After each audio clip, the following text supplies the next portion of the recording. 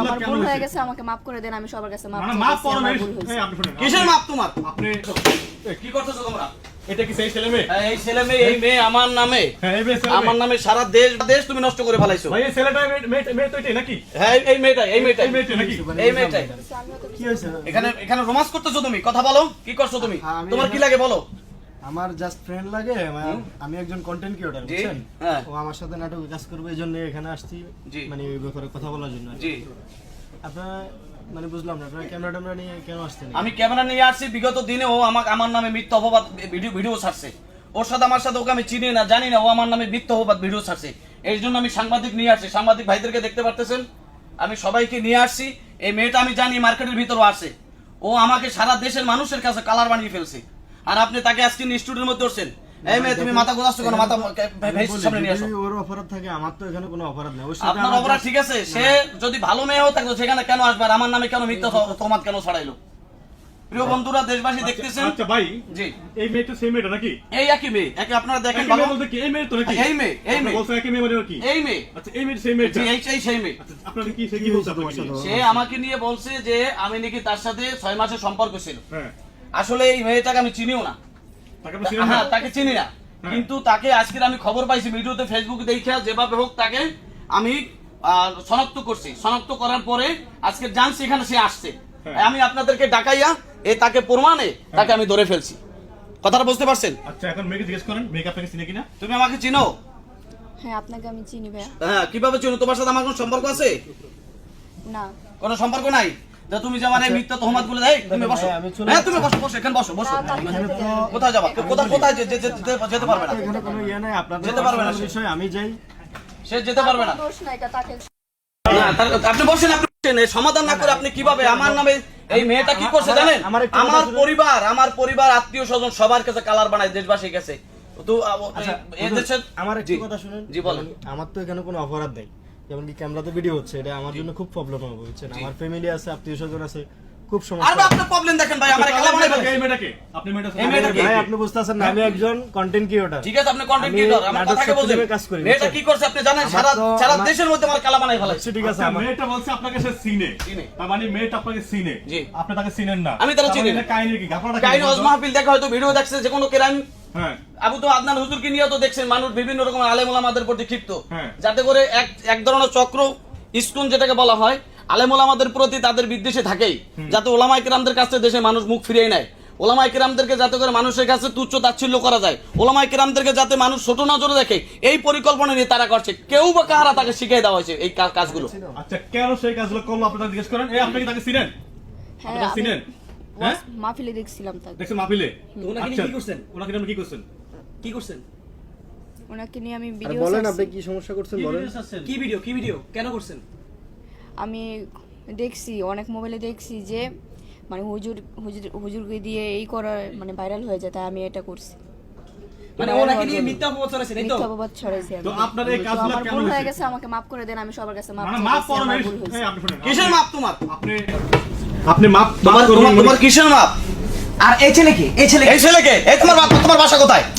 আমার বাসা তোমার বাসা কোথায় এটা বলো, তুমি কোথা থেকে আসছো? আর তার সাথে কিসের প্রেম? আসতে পরে তুমি তার সাথে ভাই, আপনার কি হয়? আপনার কি হয়? এই মেয়ে কি হয়? আমি বলি, ও আমার ফ্রেন্ডও না কিছু না, জাস্ট আমার সাথে 1 সপ্তাহ পরিচয়। আমার সাথে একদিন দেখা করছে, আমার নাটকে কাজ করবে। আমি একজন কন্টেন্ট ক্রিয়েটর, নাটক শর্ট ফিল্মে কাজ করি, বুঝছেন? জি।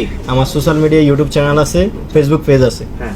এই আর কি। তো ওর সাথে ওর পরিচয়। ওনার সাথে আপনার রেস্টুরেন্টে কি?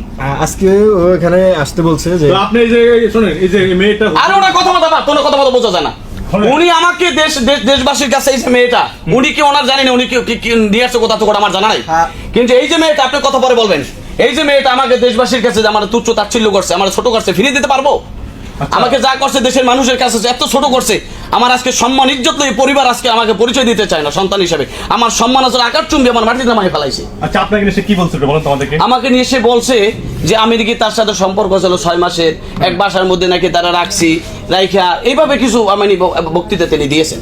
মানে দেশবাসী যাতে আমরা তুচ্ছ তাচ্ছিল্য মনে করে, তার সাথে আমার প্রেম আসলো এবং বিভিন্ন দিকে যে নাকি আমি ওই কি তার ফালাই রেখে আমি চলে আসছি, বিভিন্ন রকমের স্কেপ তিনি দিয়েছেন মিডিয়ার কাছে, সোশ্যাল মিডিয়া তিনি ভাইরাল করে ফেলছে আমাকে, আমার আজকে ইজ্জত সম্মান পানি করে ফেলাইছে এই মেয়েটা দেখতেছেন আপনারা। এই আপনি টাকা ওই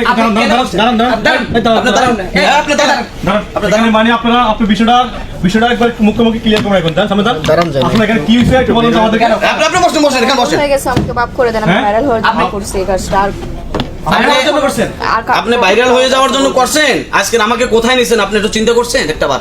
হ্যাঁ আমি বুঝতে পারছি, আমাকে মাফ করে দেন। আর আচ্ছা, আপনি কখনো আরেকটা কারো কথা ওই ক্লিয়ার করবো করেন, আমি কি আপনার সাথে এই বিষয়ে কোনো না জড়িত না না আছি? না, এই বিষয়ে উনি কি উনি আপনার কি সে কোনো জড়িত ছিল না, তাকে যেতে দেন, সমস্যা নেই। তাকে কোথায় যেতে দেবো? উনি কি হয় ভাইয়া, উনি কি হয়? জাস্ট ভাইয়া কাজের কেমন করে ভাই আপনার রেস্টুরেন্টের ভিতরে ভাই আসছেন ভাই বোন কি এখানে রেস্টুরেন্টে একা একা আসে? সিপা আসে এই জন্য। ভাই এটা চিপা কথা, এটা একটা রেস্টুরেন্ট, আপনি কি উল্টাপাল্টা কথা বলছেন? আরে ভাই আপনার সিপা না সিপা এটা চিপা না, এই দেখেন আপনার চিপার মধ্যে আছে। আপনারা যদি এভাবে কথা বলেন তাহলে এই যে হয় না। আপনি একজন এটা তো- হুজুরকে হচ্ছে তার সবকিছু করছেন, অপমান করলেন। অপমান করলেন, এখন একটা ছেলেকে নিয়ে এসে বলতেছেন যে ভাইয়া আপনার, এটা কি হয়? কেমন করে ভাই আপনার আপনি যদি ভাই হয় তাহলে সিপা কেন আপনি ভাই সিপা কেন? সিপা কেন আসছেন? এটা কি চিপা? এটা বলে না, না, বলুন তো ভাই, আপনি- এটা একটা রেস্টুরেন্ট ভাই, এখানে সিসি রেস্টুরেন্ট ক্যামেরা আপনার- আছে। আমি বলি এটা একটা মার্কেটের রেস্টুরেন্ট, এখানে সিসি ক্যামেরা আছে, সকল কিছু আছে। আমরা একটা কাজের বিষয়ে মিটিং করতেছি। হ্যাঁ আপনি কাজের বিষয়ে মিটিং করবেন চিপা আইসা, তাও আবার একটা মেয়ের সাথে, এটা কেউ কি মেনে নেবে? মেয়ের সাথে, ছেলের সাথে, সবার সাথে আচ্ছা, মিটিং করা বললাম যায়, এখানে আপনাদের খারাপ meeting কিছু করতেছে, আছে। শোনেন। জি বলুন। এই মেয়েটা যে খারাপ চরিত্র সে তো মনে করেন হুজুরে বলে দিছে, কারণ সে প্রমাণ করছে যে এই যে এই আমি মেয়েটা মাত্র হুজুর থেকে হুজুরের কথা শুনছি, বলছে, হ্যাঁ, এই মাত্র সেজন্য শুনছিলাম। মিডিয়া রাখছে এখানে। আমি উনি মাত্র চান্সেস শুনছি যে কোনো ভাবে যে এই মেয়েটা এই মার্কেটের রেস্টুরেন্টে আছে, সেজন্য উনি আমাকে আনছে এখানে, ঠিক না? জি, জি। তো আপনার সাথে সেই পাইছে এখন। জি। তো খারাপ মেয়ে না হলে কি আপনাকে নিয়ে এখানে থাকে সে?